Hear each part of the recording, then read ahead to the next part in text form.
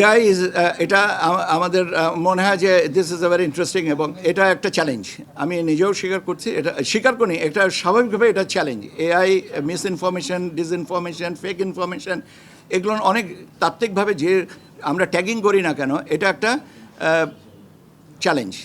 আমরা এটা নিয়ে কাজ করছি। আমরা এটা নিয়ে আমাদের যে ভিতরে আমাদের সংশ্লিষ্ট যে সংস্থাগুলো আছে তাদের সহযোগিতা নিয়ে আমরা এটাকে অ্যাড্রেস করব। একটা জিনিস বলা ভালো যে আমরা কি আমাদের সব কিছুই সামাল দিতে পারবো? চেষ্টা করব যাতে সব কিছুটাই সামাল দেওয়া যায়, কিন্তু এই সামাল দেওয়ার ক্ষেত্রে কিন্তু আপনাদেরও একটা যথেষ্ট বড় ভূমিকা আছে। কাজে আপনারা আমাদেরকে সহযোগিতা করেন, নিশ্চয়ই আমরা আমাদের অভিষ্ট লক্ষ্যে পৌঁছাতে পারবো। আর চ্যালেঞ্জ হচ্ছে আপনি যে নিশ্চিন্তে ভোট দিতে যাচ্ছেন এবং আপনাকে আমরা উৎসাহিত করতে পারছি। আপনি যদি বলেন যে না আমি উৎসাহিত হব না, আমি কোনোভাবেই উৎসাহিত হব না, এটাই তো আমার বড় চ্যালেঞ্জ। আপনি আমাকে জিজ্ঞেস করছেন চ্যালেঞ্জের কথা, আমি কি করে আগামীকালকের কি চ্যালেঞ্জের কথাটা বলবো? আপনাকে আমরা উদ্বুদ্ধ করতে পারি, কিন্তু আপনি সেটা বাস্তবায়ন করবেন কিনা সেটা তো আপনার ব্যাপার। আমরা তো সবসময় বলছি যে আমরা এমন একটা উৎসবমুখর পরিস্থিতিতে আনতে চাই যেখানে মানুষ স্বতঃস্ফূর্তভাবে আসবেন।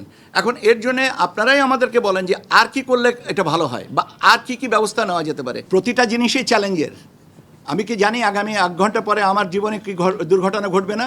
সো প্রত্যেকটা জিনিসই চ্যালেঞ্জের এবং প্রত্যেকটা জিনিসকে মোকাবেলা করার জন্য মানসিক প্রস্তুতি থাকতে হবে। এটাই হচ্ছে দৃঢ়তা এবং এটাই আমরা চাই।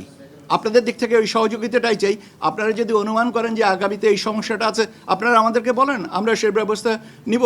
কিন্তু আমি না জেনে বাতাসের সাথে তলোয়ার চালানো যায় না। পরিস্থিতি আসবে, পরিস্থিতি মোকাবেলা করতে হবে, ওটাই চ্যালেঞ্জ। এবং ওইটার জন্য মানসিকভাবে যে দৃঢ়তা থাকার দরকার, আল্লাহর মেহেরবানিতে আমাদের সবারই সেই দৃঢ়তা আছে, আপনাদেরও আছে, আমাদেরও আছে। Existing law and order situation এটা স্বরাষ্ট্র মন্ত্রণালয়ের বিষয়। আমাদের বিষয়টা হচ্ছে যে নির্বাচন সংক্রান্ত কার্যক্রমগুলো এগিয়ে নিয়ে যাওয়া।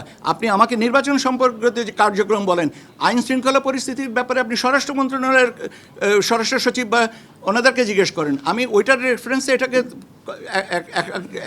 মানে কোরিলেট করা তো বোধহয় বুদ্ধিমানের কাজ হবে না। সিসি ক্যামেরার বিষয়টা, বডি ক্যামেরার বিষয়টা স্বরাষ্ট্র মন্ত্রণালয়ের ব্যাপার।